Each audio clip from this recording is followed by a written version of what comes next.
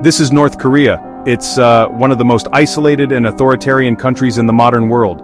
Ruled with an iron fist by the Kim family for over 70 years, the regime has endured famine, global sanctions, attempted coups, and international outrage, but never collapse.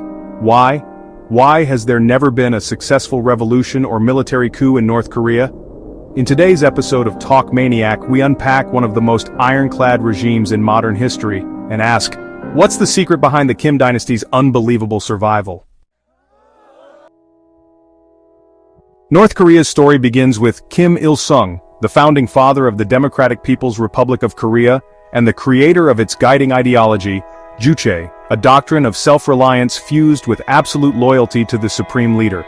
He ruled from 1948 to 1994, creating a political structure that allowed no dissent, no factions, and really no forgiveness. After him came Kim Jong-il, who turned isolation into a survival strategy. And now, Kim Jong-un, the youngest and arguably the most aggressive member of the dynasty. But despite food shortages, crumbling infrastructure, and international isolation, the grip of the Kim family remains unshaken. Why?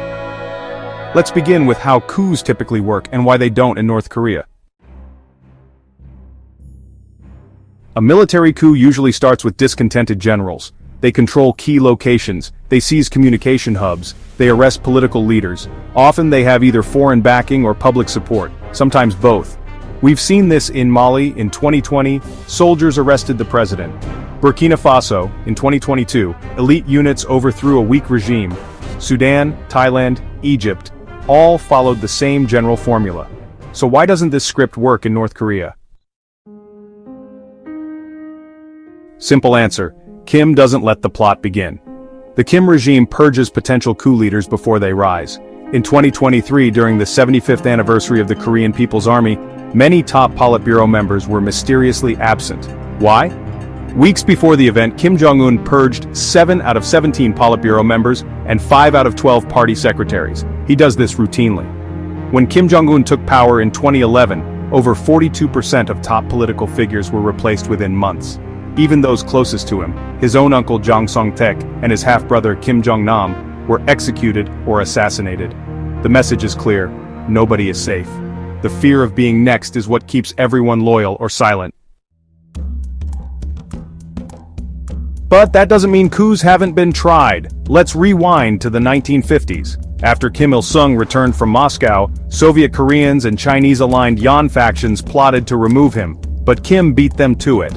Between 1956 and 1959, he purged over a quarter of the assembly. By the late 1960s, every single rival from both factions was either dead or in exile. Fast forward to the 1990s famine. Over 1 million people died. Protesters attacked food distribution centers. Mutinies broke out. Multiple coup plots emerged, most famously, the 6th Army Corps coup in Chongjin, 1995. The plan?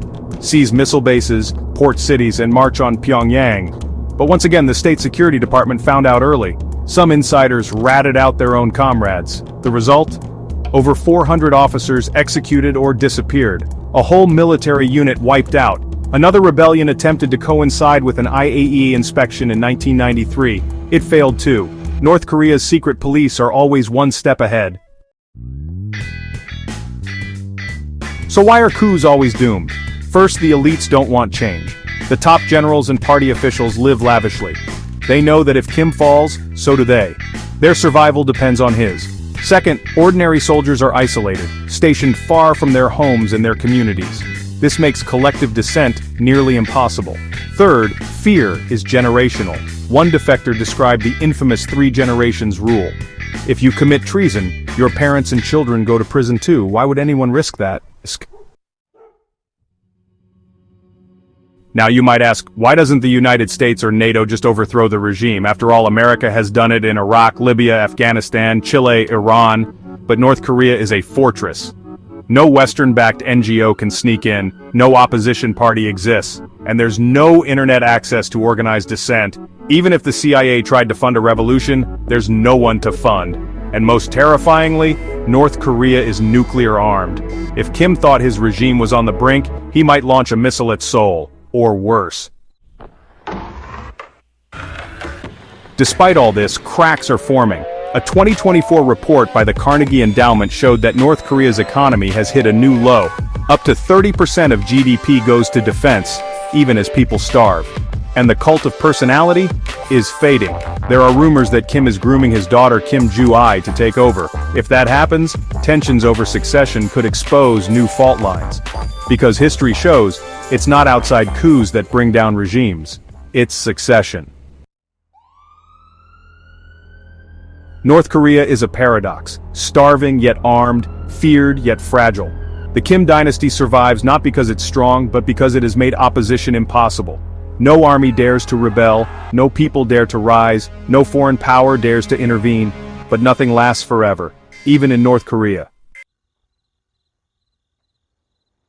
If you found this story illuminating, make sure to like, share, and subscribe to Talk Maniac. Leave a comment below. Do you think the Kim dynasty will fall in our lifetime, or is North Korea's regime unbreakable? Until next time, stay informed, stay curious,